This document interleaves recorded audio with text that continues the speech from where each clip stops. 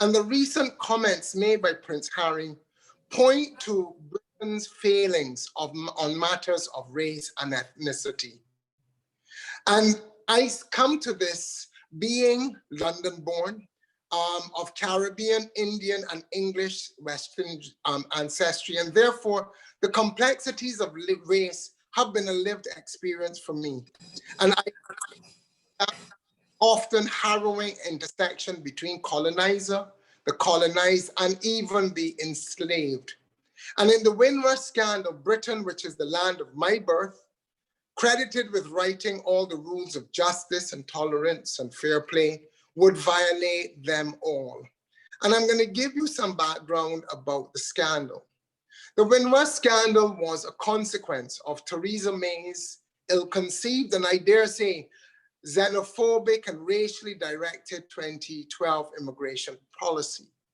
The egregious outcome of her policy, which was to create a really hostile environment for illegal immigrants, was to deny West Indian-born long-term residents in Britain, to shut them out of the system. The less fortunate got detained, some were deported.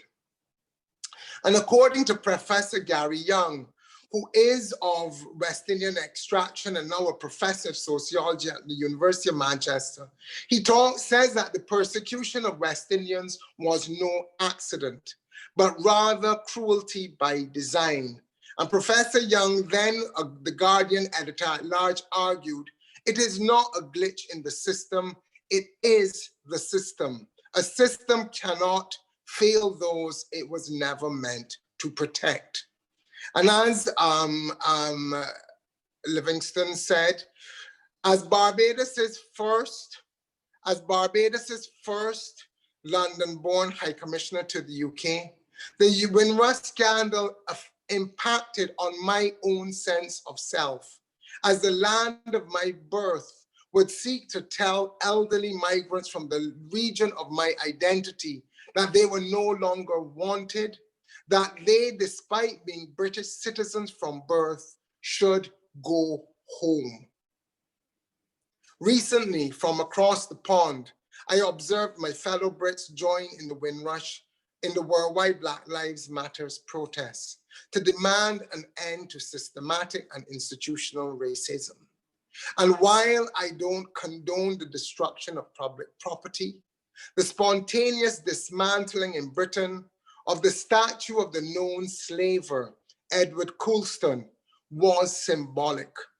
And I believe that given that many of the enslaved lost their lives at sea, it may have been cathartic for protesters, especially those with Black Caribbean ancestry, to commit Colston's likeness to a watery grave.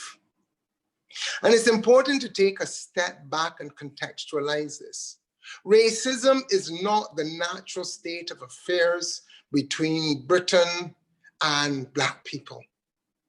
This emerged historically with the discovery of the New World and the demand for a labor force that was needed to exploit what was these new colonial possessions. And using science and social theory and even religion, Europeans dichotomized humanity between the quote-unquote civilized and savages. And in this act, they condemned Africans to unprecedented barbarity in the transatlantic slave trade. And we know and must accept that the British Empire was built on the backs of colonized and more so enslaved people. And the root of the current situation of Windrush was not just an aberration, but the improper processing of West Indians when they landed in Britain in the 40s, 50s, and 60s.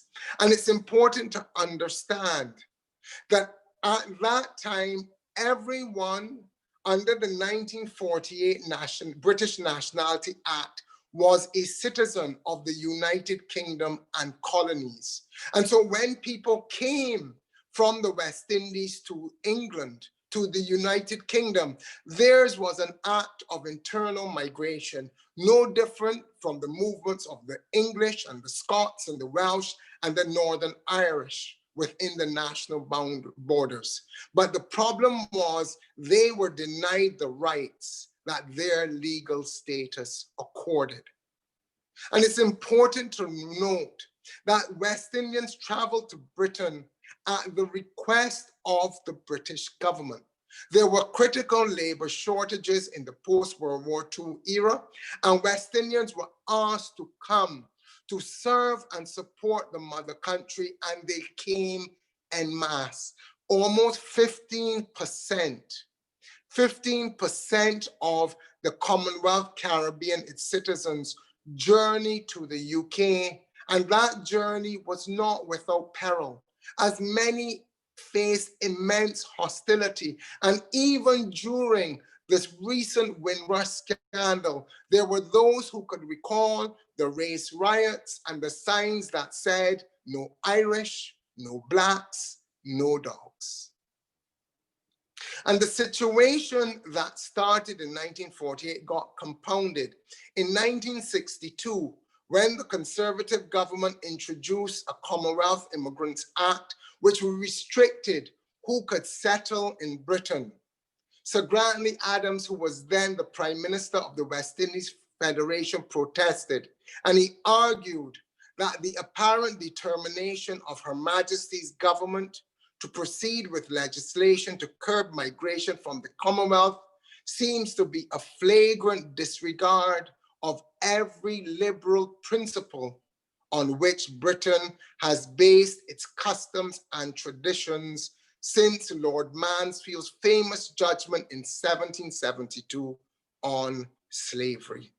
And while the Labour government would protest this legislation, they would in fact introduce a second Commonwealth Immigrants Act, which effectively ended Commonwealth migration. And that would have been the end of the story from the 1970s to now, had not Theresa May enacted this hostile environment. And it's important to understand the mindset towards history, because in 2015, David Cameron had a tour to the Caribbean. He spent a lot of time in Jamaica, and while he was there were the discussions about reparations being paid for the enslavement of former Africans, the enslavement of people in the Caribbean. But David Cameron nonchalantly dismissed the call and urged the region to, as he said, move on. And that lack of understanding, that almost prejudice against West Indians, you saw coming out in the Windrush scandal, because that scandal coincided with the 50th anniversary of Enoch Powell's odious Rivers of Blood speech, which reflected a current reality that these elderly migrants from the West Indies were not treated as anomalies to be regularized, but instead as illegal immigrants. And insult was added to injury when they had to then go and find proof, go back to school records and medical records and employment records to prove to the Home Office that they had a right to remain. And unfortunately, notwithstanding all of the apologies and all of the guarantees, the Home Office has still not gotten over the institutional racism exposed in the badly handling of the Windrush scandal. Many of y'all might have heard that there was this fund established, over £200 million, to compensate victims for their suffering, for all of the injuries that they suffered during Windrush. But the problem is, they have now been asked, the victims, to prove their case in legal terms beyond a reasonable doubt. And that is a standard that is normally used for criminal matters, as opposed to a balance of probabilities, which is usually used in civil compensation claims. So the reality of it is, notwithstanding that 200+ million pounds being made available, only about £1 million has been paid out. So the victims of the Windrush scandal, having already experienced considerable injustice, distress, and trauma at the hands of the Home Office, are forced to suffer further. The slow pace at which the scheme is moving means that persons have died before getting any compensation or redress for the injustices they suffered. And as if to ensure that no one misses the point that this must be deliberate hostility towards people of African and Caribbean descent.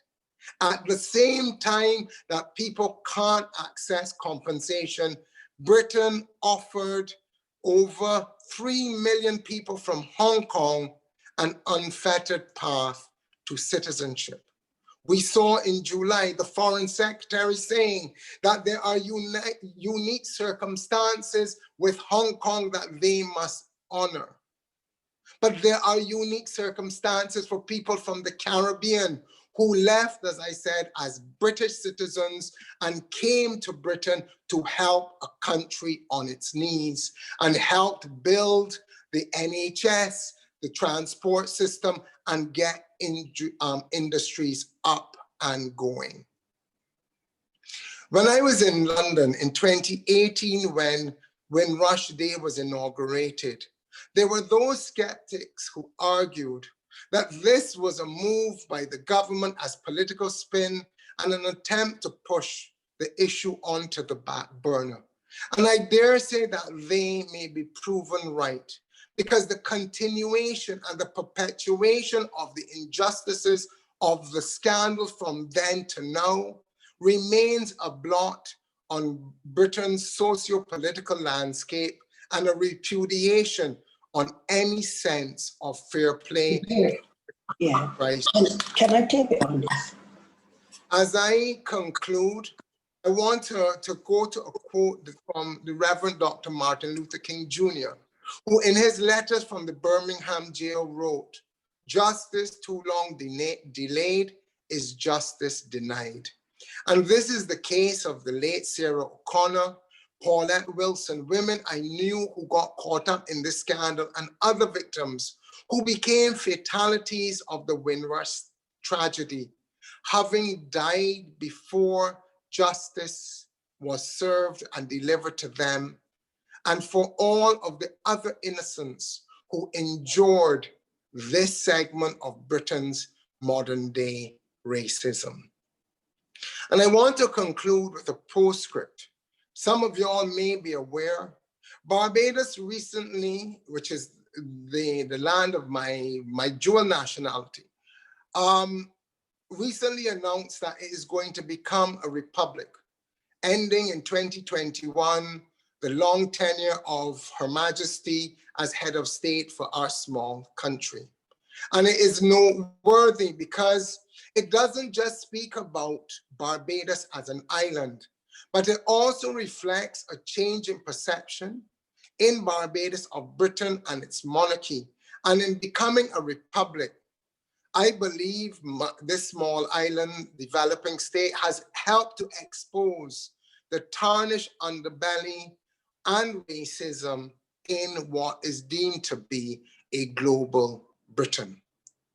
And all of this comes when Britain continues to face its own identity crisis. Because as I said, when I visited Ireland, Northern Ireland, the last time, it becomes obvious as you travel around that Great Britain and Northern Ireland is not a united kingdom.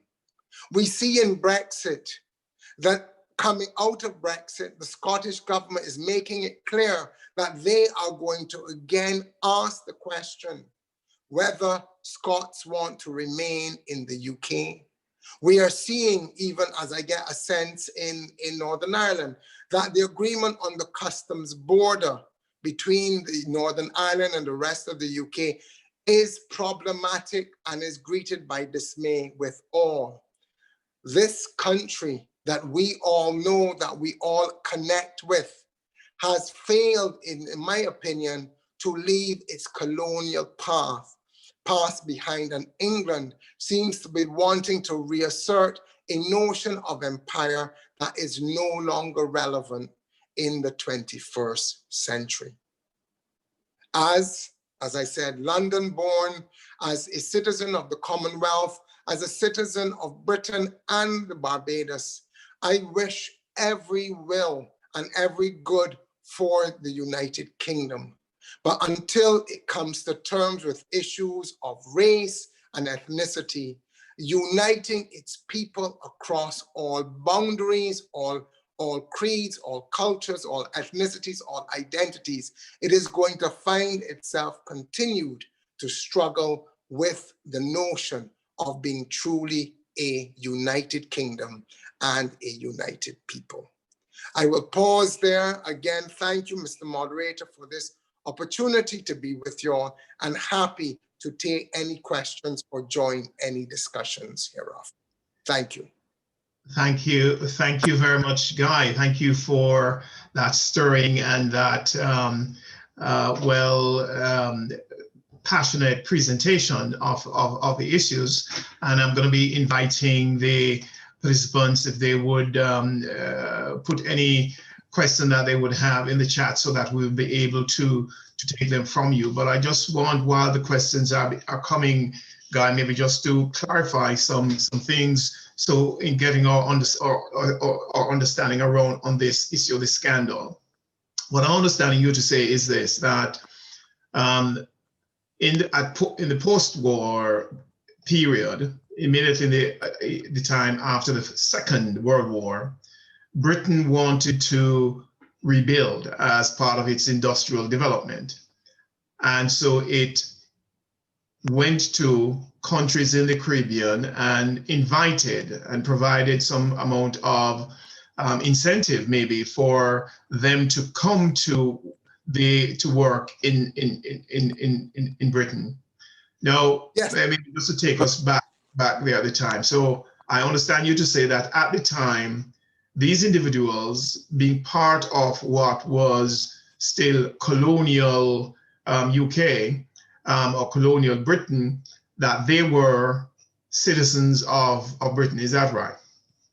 Well, and let me, in a sense, yes, give you a bit of detail around that. In 1947, and this is taking us back in the past, Canada was trying to resolve issues of citizenship within the Confederation. And Canada introduced a citizenship law that said people needed to become, up to that time, people from Britain, Australia, Canada, New Zealand, the Caribbean, were all just British subjects. Everybody was linked under this banner of being a British subject.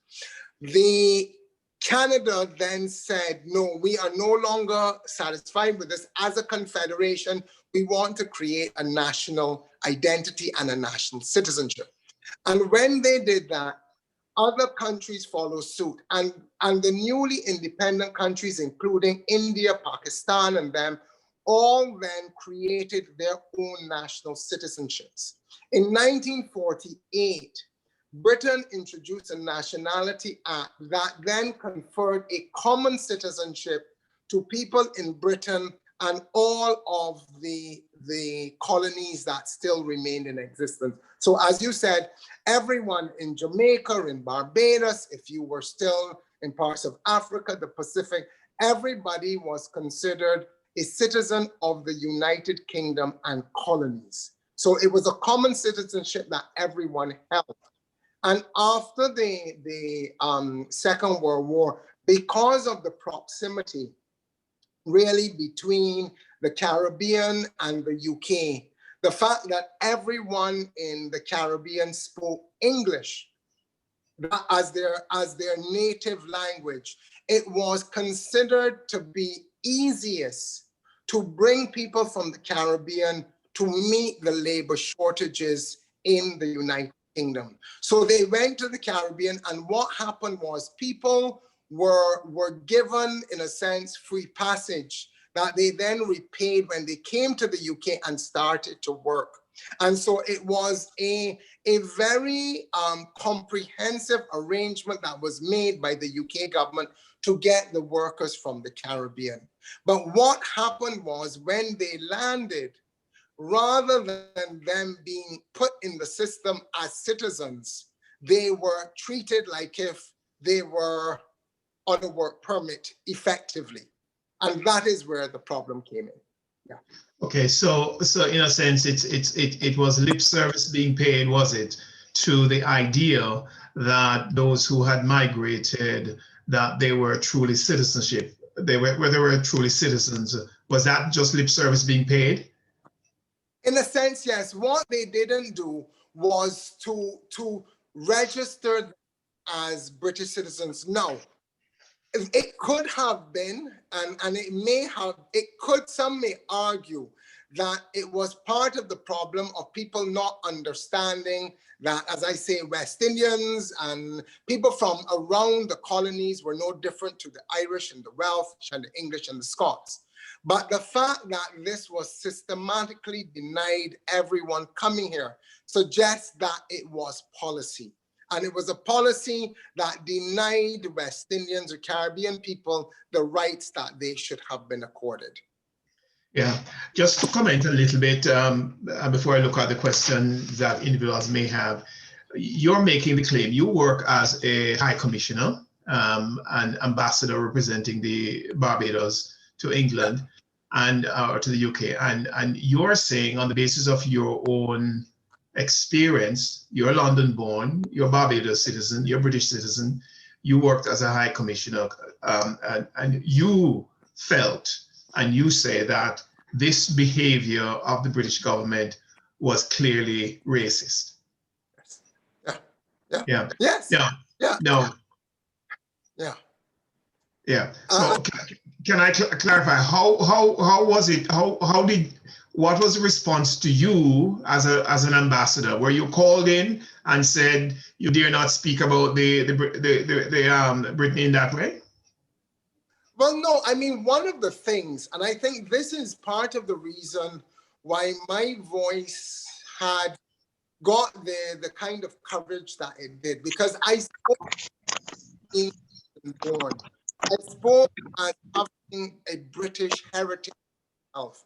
My mother came from India. My father came from Barbados. They met in England. They got married. It reflected that Commonwealth reality.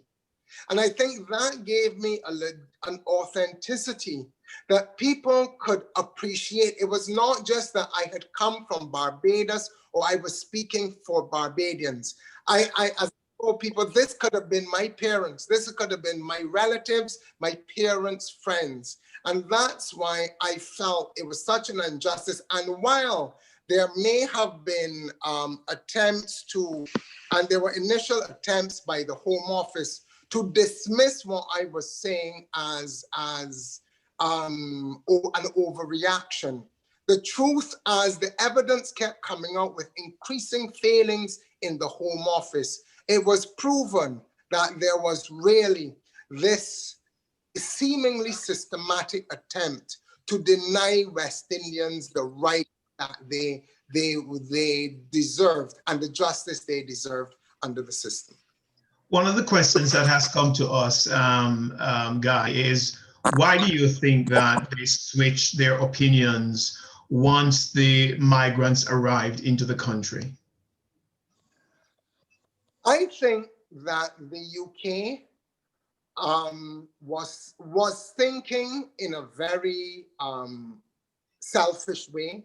They needed the labor. They were calling on the labor, but they also did not want them to feel that they were part of the country.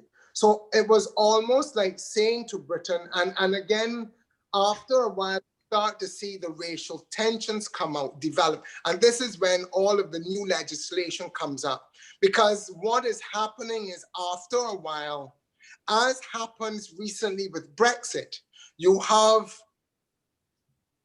people predominantly in England where the West Indians migrated to, feeling that they are losing jobs to these quote unquote foreigners. And part of that was, in a sense, a system still trying to differentiate between who is legitimately British or citizen and who they consider not to be. And this is where the problem came up, because what was found during the Windrush scandal by the Guardian newspaper, that those initial landing cards, when the Home Office was asking people to prove that they were here, that those landing cards that they had said were not available, were actually in the archive stored.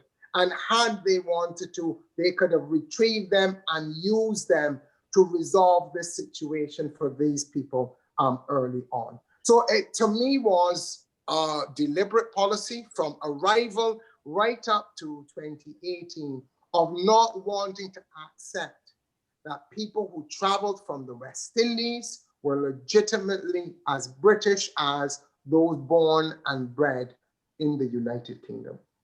But another question, Guy, is this: considering the history of colonialism and the treatment of colonial soldiers in war, was there there's a kind of a naivety among people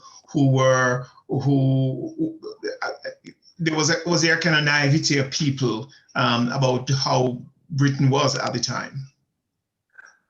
I would say, in a sense, yes, but it was more about the nature of the affinity that people from the Caribbean, from the Commonwealth Caribbean or the British Caribbean, had with the United Kingdom. And for people who come from other parts, from Asia, from Africa, from the Pacific, they have to appreciate that the Caribbean, the Commonwealth Caribbean, was a colonial construct. There is no group of people in the Caribbean who, well, there are small pockets of people who exist or live in the Caribbean whose history and ancestry goes back to pre-colonial times. So for people from the Caribbean, whether you consider them Caucasian or Black or Asian, the reality is they identify with Britain as the mother country, as bringing them there. So when West Indians traveled to Britain, they really saw it as a homecoming of sorts. And we have to explain, or for people to appreciate that affinity. In less than 100 years, this is 3 generations instead of 4, from emancipation, West Indian men chose to volunteer and die for king and country in the First World War. And it's a profound thing that people who could know that this nation, Britain, who oppressed and enslaved them, they are still willing to defend. And that reflects that affinity between people from a colonial experience and the mother country and the colonizing power.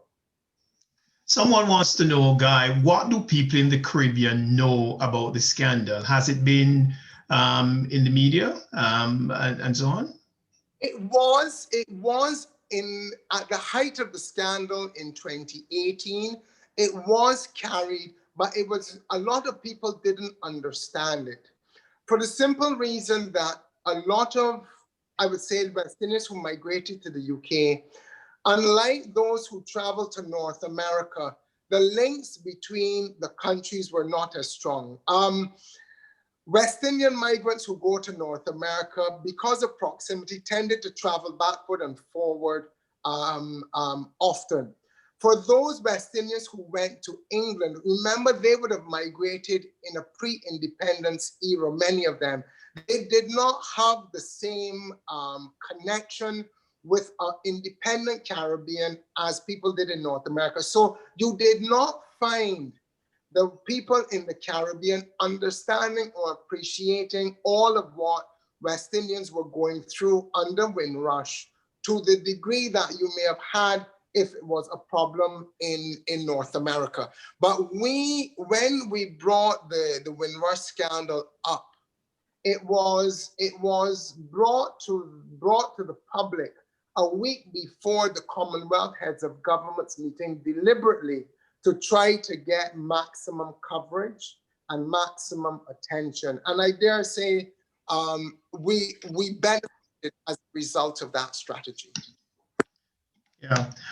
There's another question here, Guy, that is about the Stockholm Syndrome that one individual is asking. And what I'm going to do is see whether or not I can get the individual, if they would, maybe just to raise this question, just in case I do not get it right. But it's a fascinating question. If you would put your mic on and put the question, I think it's a Shaza.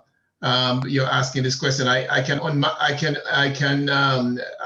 unmute you if you like, and you can put the question yourself to him.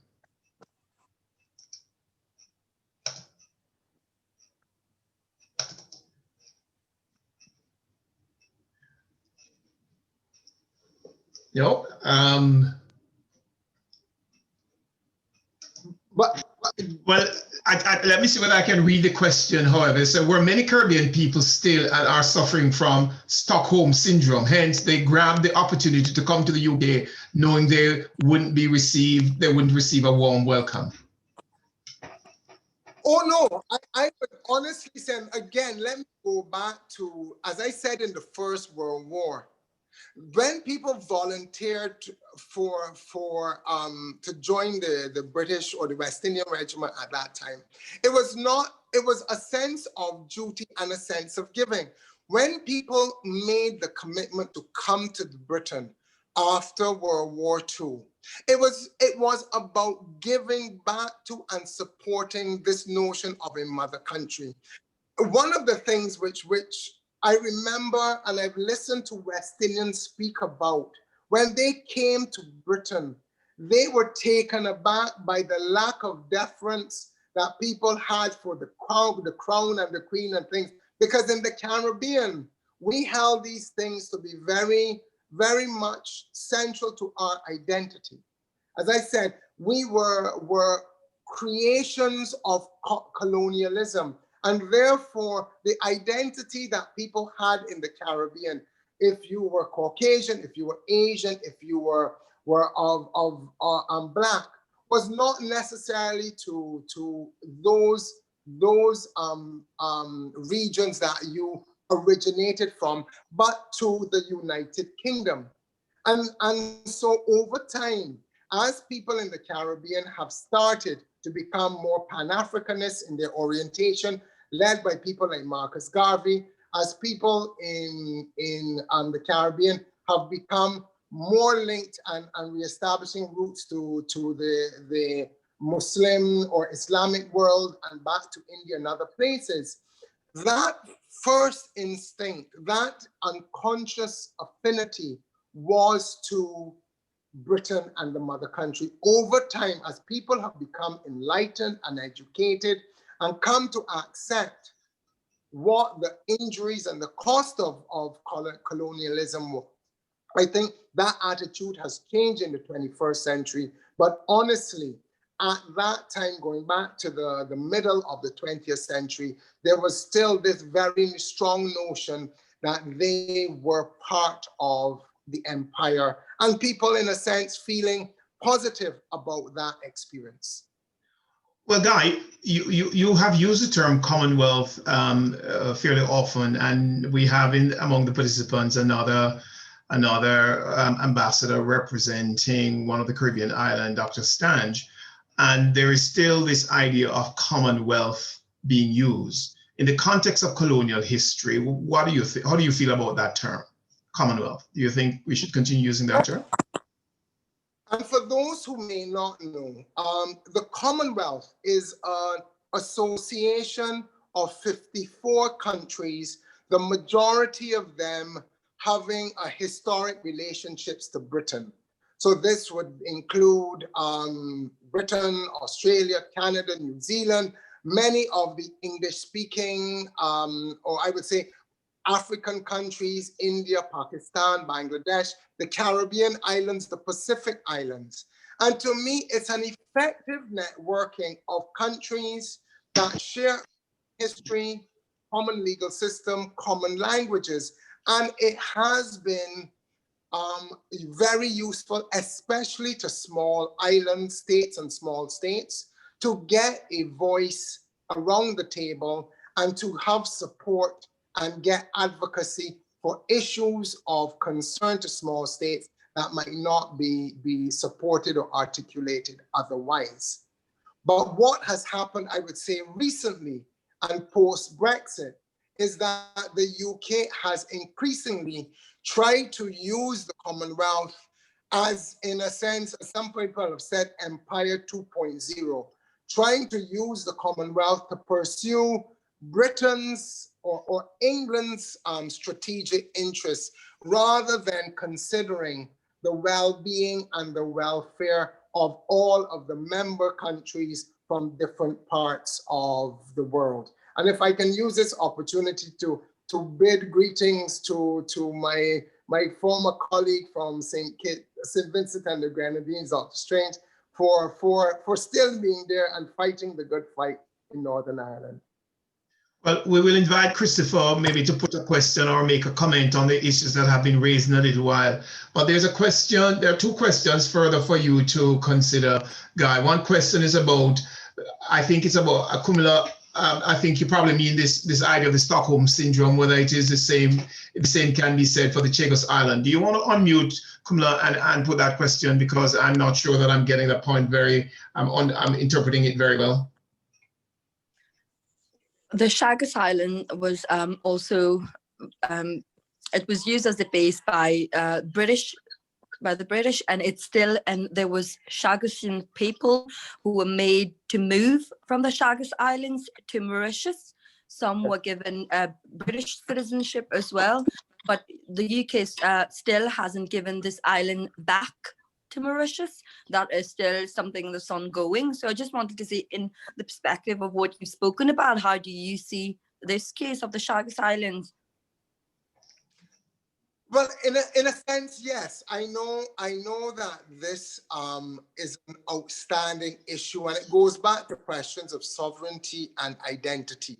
As I said in the previous comment, the way in which the Britain does not always or sees itself as the de facto leader of the Commonwealth.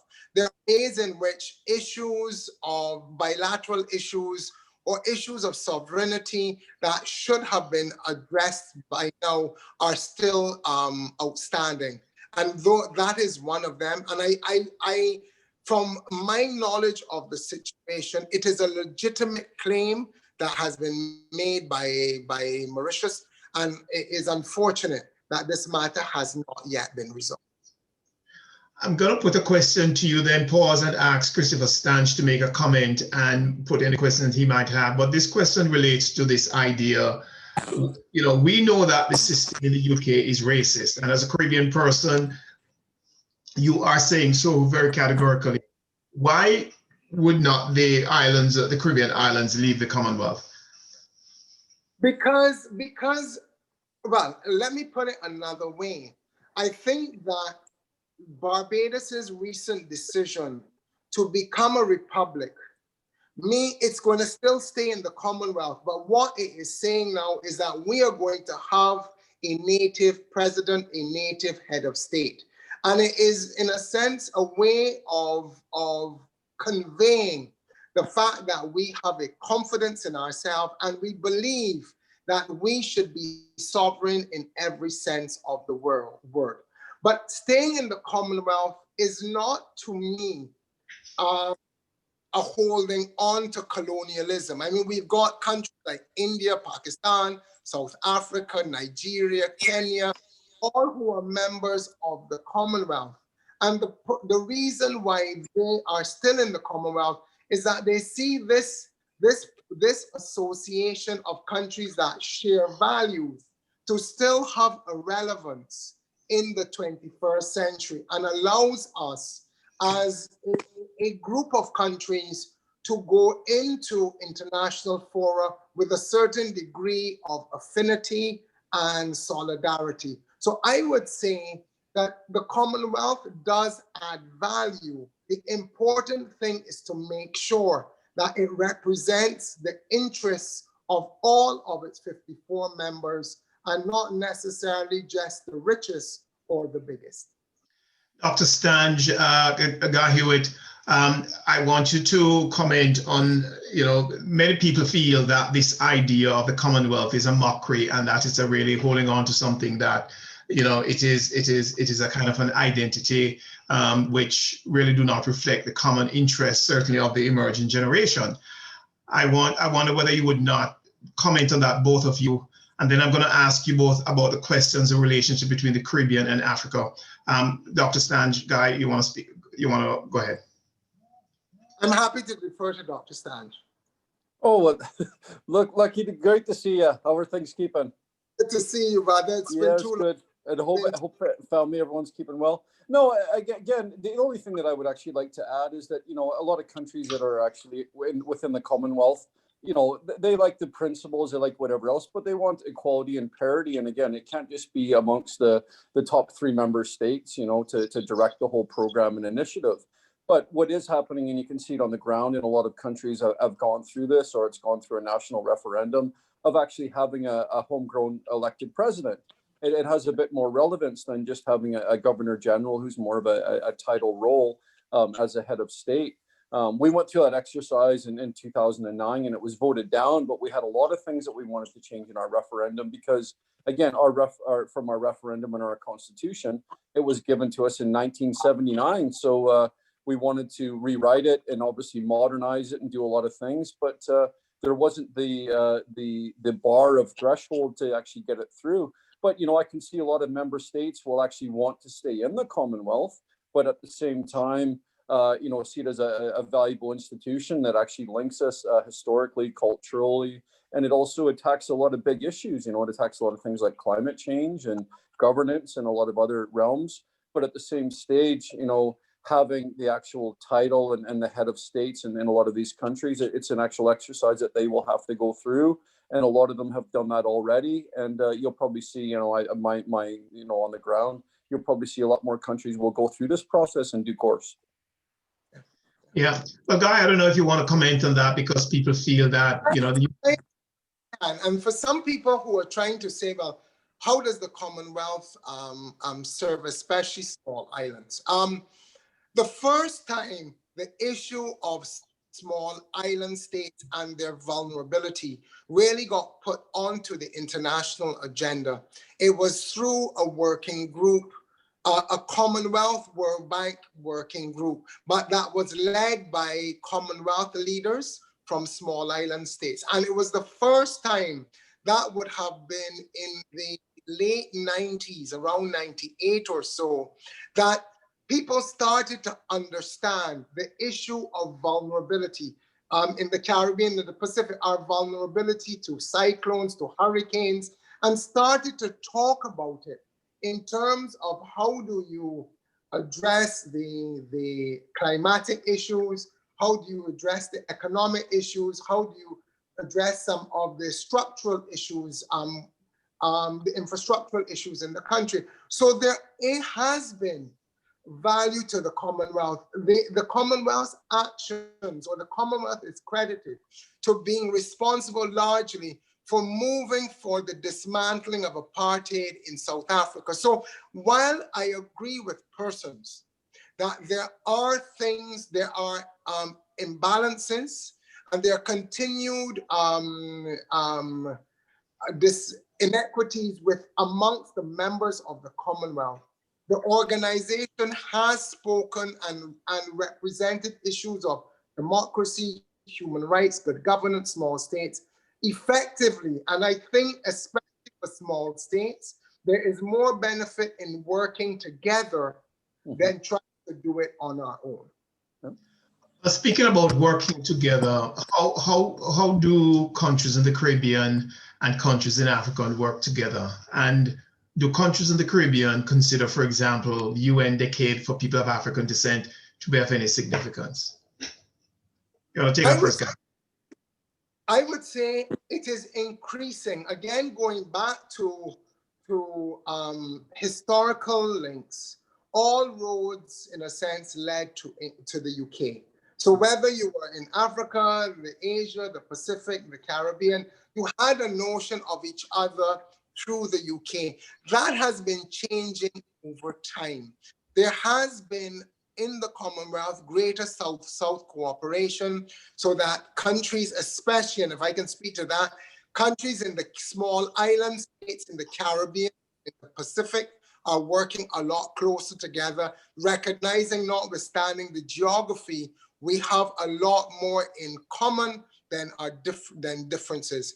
We are now seeing in the Caribbean, because of some challenges, I would say, with communications, primarily air links, we have not been as close to African nations as we should have, but we are seeing increasingly Caribbean countries establishing missions, diplomatic missions, opening embassies in Africa, African countries opening embassies in the Caribbean. And that is providing for building of bridges and greater opportunities for collaboration than we have had before. We are by no stretch of the imagination there yet, but I would say that in the last 20 years, we have made considerable progress in terms of building that network of the African diaspora.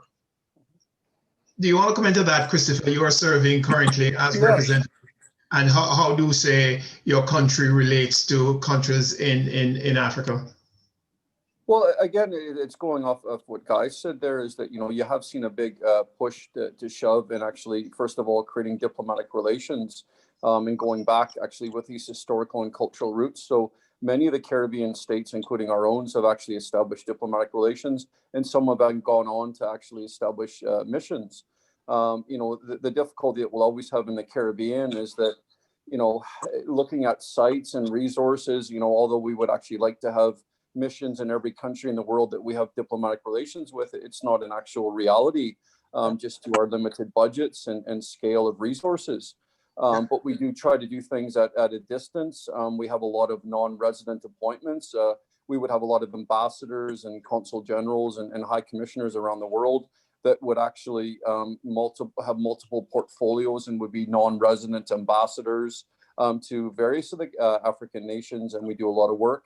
And then again, with the backing of actually CARICOM, St. Vincent and the Grenadines, as you know, it made history last year. It's the smallest country in the world to have got a seat on the United Nations Security Council. We take up the presidency next week. So there's a lot of agendas and stuff on there, and a lot of that actually falls to small island developing states. That's climate change, it's historical references, it goes back to reparations. There's a huge agenda on there. It's unfortunately the term is only for 2 years. It would be lovely to have a term for, say, 5 years, and you could really actually get some work done, but we have to work within the mechanisms that are there and do what we can. But everyone is actually working for everyone's interest, and yeah, we need to unite a lot more on things. There's a big debate, and again, every country has its own position and stuff on sovereignty, but we need to look at the Commonwealth. The Commonwealth and EU funding a lot of it into Africa. It's one of the facts that we need to bring up, is that at least it was based upon some type of give and take and a relationship. We're seeing a lot of actually resources and stuff, and some of the actual new relations that some of the African nations, and again, it's up to their sovereignty to decide who they have diplomatic relations with. But at least before, when we had the EU and we had Commonwealth and we had things back and forth, they were giving aid, they were putting infrastructure in, they were looking at a lot of these things. But in turn for that, there was also, a mechanism of improving governance and arrangements and those types of things.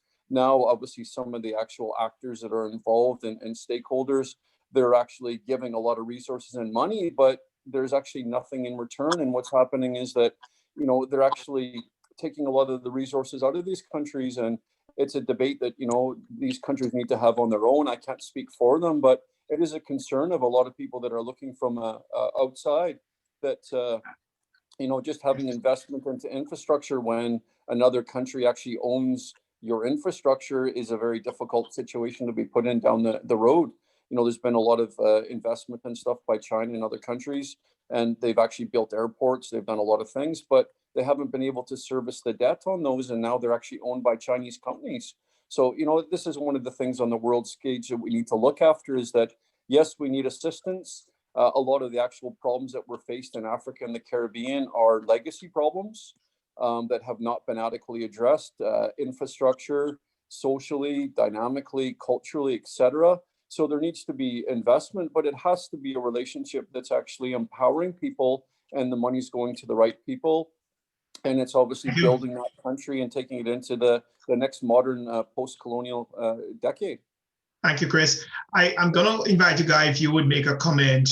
There are two things I'm going to ask you to comment on before we wrap up. And before we wrap up, just to let everyone know that the session tomorrow with Akela has been retimed from 1:30 to 2:30. The link is still the same, but it will be happening at 2:30, not at 1:30. Guy, the UN Decade for People of African Descent is issue that I'd like to raise.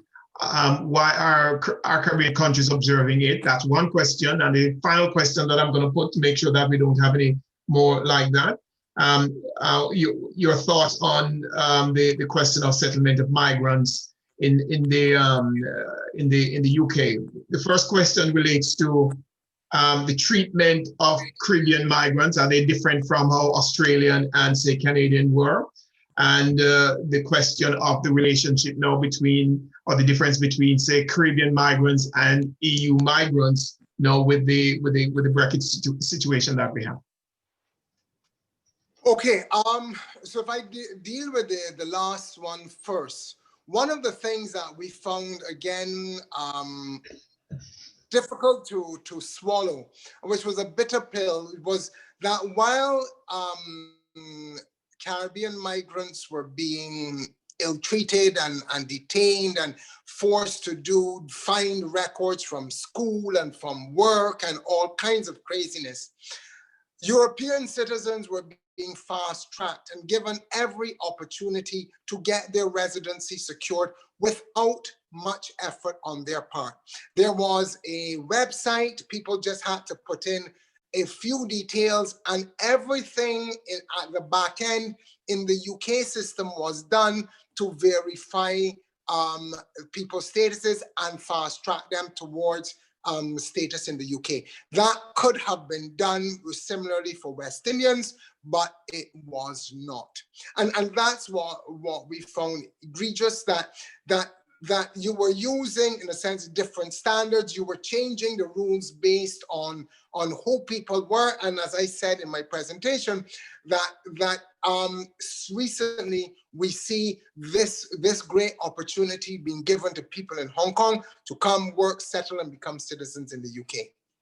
Regarding the recognition of the Caribbean participating in the celebration of the African diaspora, I think you will find for some countries where, and I'll use the example, Jamaica has, because of having a strong Pan-Africanist ethos going back to Marcus Garvey, has been very active and at the forefront of the celebration of the Pan-Africanism, the African diaspora, of matters to do with the day to commemorate the emancipation and all of this. Other countries in the Caribbean, and it is also, you have to understand the politics as it relates to race. For those countries, and there are a few countries in the Caribbean where the political parties are divided racially, they are less inclined, depending on which government and which party is leading the country, to be as involved in these matters. So it is to say, as I said earlier, increasingly the Caribbean is strengthening its ties to Africa and its role in the diaspora, but amongst certain countries and some of the leading Caribbean countries, because of race politics, that does not necessarily come through. Yeah. You're muted. I'm not hearing. Listen, Guy, we certainly want to thank you very much. I believe we have just about taken all the questions that individuals have asked. And I do not know if we can take one further question if there is any such interest. But I, in the meanwhile, Guy, just want to say how much we appreciate your coming to share with us today. And you have the Brian McGee. I believe you have a question. We take your question, and then we ask Guy to wrap up. Brian. Oh, you're muted. Unmute. And I thought you had a question. Yeah. Did we take your question? No, you don't have a question. No, not at all. But Guy, you have the last word. Again, I want to thank you, Livingstone. Thank everybody in ASCONI for inviting me to be part of this celebration of Black History Month. It is, I think, a journey that we all take together. And I continue to hope and pray that we get towards becoming what is used here in the US, a beloved community where we accept each other fully and solely as brothers, but I can't even say as brothers and sisters because that has its own barriers, as siblings in creation, and accept each other just as being fellow persons along this walk of life. And I want to wish you all the very best during your celebration of Black History Month. And I look forward to being with you all in the future. And as I said before, I'll send a copy of my presentation to you for anyone who might want to have the text. Well, Guy, we want to thank you. We want to thank you very much. And we want to wish you all the best. And can I then say to all the participants who have participated today, how much we appreciated your taking the time. We hope you will log on tomorrow for the Kayla's presentation, remembering it is at 2:30. But from us here then at ASCONI, we want to thank you very much for having shared. All the best and good afternoon.